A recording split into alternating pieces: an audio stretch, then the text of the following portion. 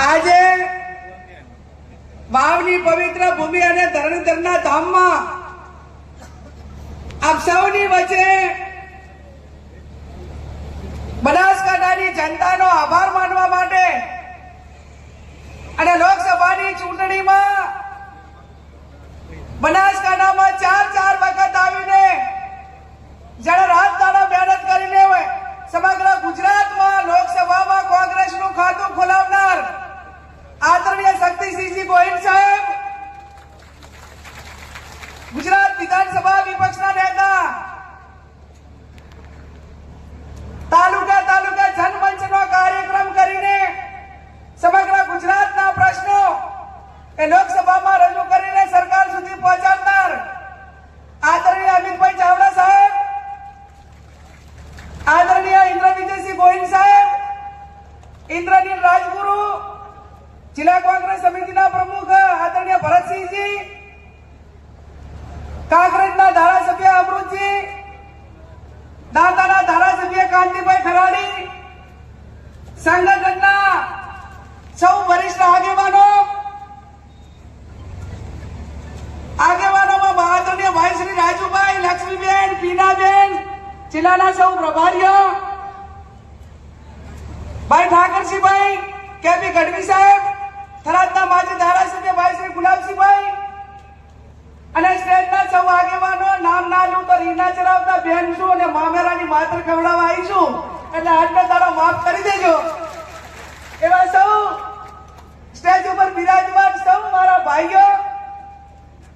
વાવ વિધાનસભાના વાવ, બાબર, સોઈગામ ત્રણેય તાલુકામાંથી ગામડાથી વધારેલ સૌ મારા વરિષ્ઠ આગેવાનો, વડીલો, યુવાન ભાઈઓ, વરસાદે મંડાણ માંડ્યા છે, સુગંધ છે.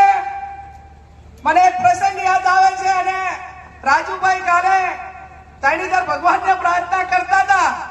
કે બેન વરસાદ આવે તો સારું, અને મને એક એવો પ્રસંગ યાદ આવે છે કે રાહુલજી જ્યારે 4000 ની પદયાત્રા પૂરી કરીને શ્રીનગર પહોંચ્યા અને પૂર્ણાહુતિના દિવસે અમે પણ ત્યાં હાજર હતા. એ બરફની જે વરસાદ હતી આપણે ઓઢાનું હોય અને છતાં પણ એવા લાલ બરફની અંદર 4000 કિલોમીટરની પદયાત્રા પૂરી કરીને રાહુલજીએ શ્રીનગર જ્યારે એમને પૂર્ણાવતી કરી ત્યારે એમનું સ્વાગત એ વરસાદ તો વરસે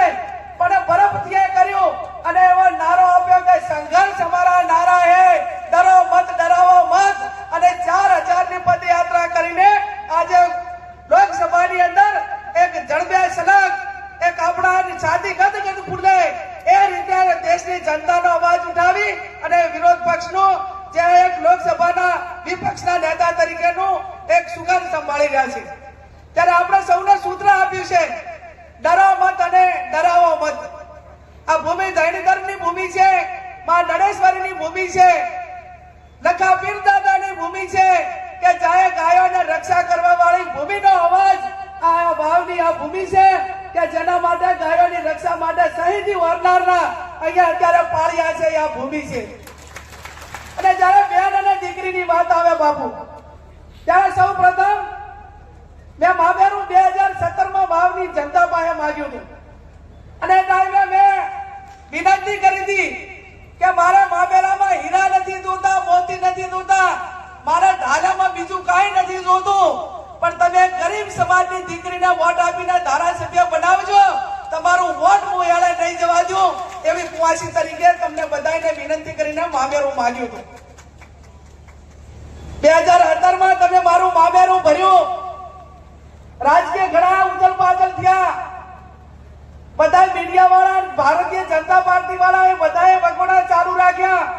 કે ગેડીબેન તો રાજીનામું આપશે. અને એ ટાઈમે મેં એમને કીધું હતું કે અમારા ભારતીય સંસ્કૃતિમાં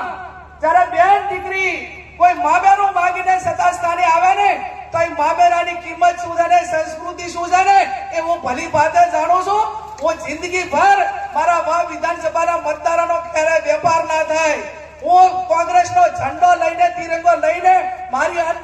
અંતિમ વિધિ થાય ત્યાં સુધી હું કોંગ્રેસની અંદર રહેવાની છું. તમારે એમાં કોઈ ચિંતા કરવાની જરૂર નથી. ત્યારે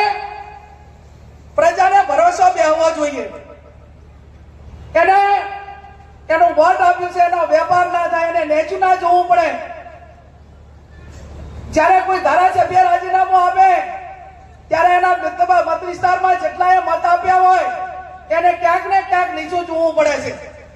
ત્યારે હર હંમેશા તમે મને મોટી કરી છે અને જો ઉથલ પાથલ કર્યું હોત અને વ્યક્તિગત માટે કરીને કદાચ કઈ આગા પાછું કર્યું હોત તો અત્યારે આજે આ માવડી મંડળ તમે બધાય મામેરાની માતર ખાવા આવ્યા છો ને,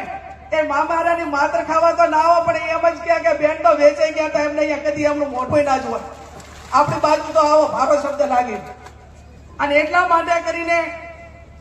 આપ સૌ અહીંયા મોટી સંખ્યામાં પધાર્યા છો. ભાઈ ઠાકરસિંહભાઈએ કહ્યું એ પ્રમાણે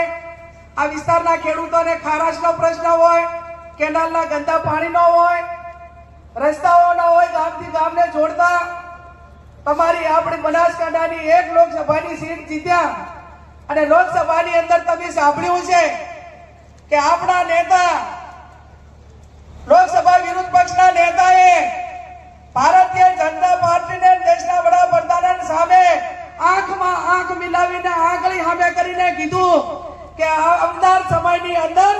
અમે તમને ગુજરાતમાં હરાવશું ને હરાવશું. એનો કારણ તમે એમ માનો કે આજે આવડું મોટું સન્માન